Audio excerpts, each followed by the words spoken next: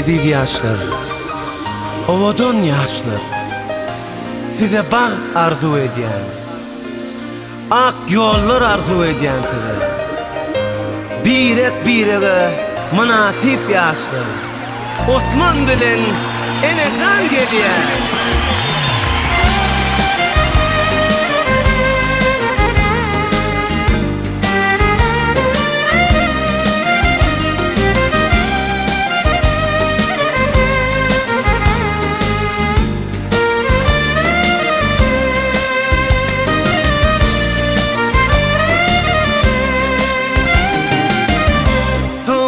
Yer size kutlagaydım yaşlar, bağıt arzu ediyer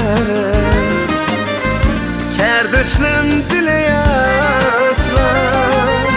Ak güller ak yollar durmuştu tüycü güller, iki civan iki yürek ayrılmaz bir can bulsun.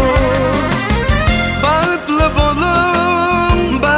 bolum hiç sinmasın, dağıtlı bolum Osman bilen Enecan,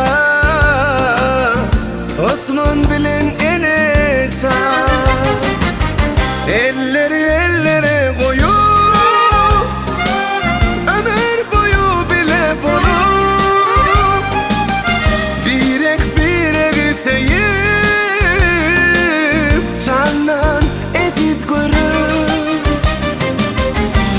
hatoyumuz bedel, havadan yaşlarımız geliyor,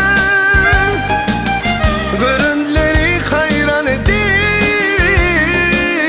Osman bilen Enecan, Osman bilen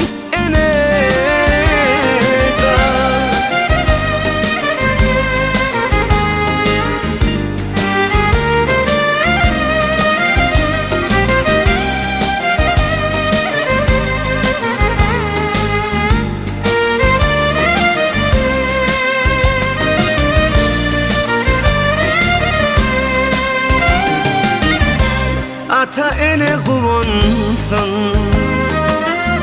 balalarının baktına, yaşlar ırsal getirsin devletli ocağımıza. Nasir kutlayar sizi, coşur baydım sadi, dostu onlar kardeşler, arzulap yaşlar sizi.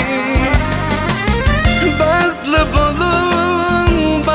bolum hiç sinmasın, dağıtlı bolum Osman bilen Enecan, Osman bilen Enecan.